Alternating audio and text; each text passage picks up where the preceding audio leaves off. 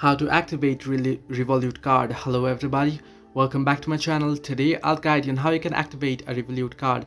Now to activate a Revolut card, all you have to do is you'll have to make a payment with the card at any store, restaurant or hotel. You could also use the card at any ATM since this requires you to enter your PIN, and once you have entered your PIN, your card will be activated. Now if you have a virtual card, it's already activated.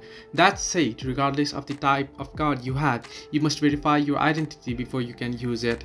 Now how you can order the application or how you can order the Revolut card. Now what you can do is load the Revolut card with an initial deposit amount using a bank transfer or credit or debit card you already have. Then click on request card.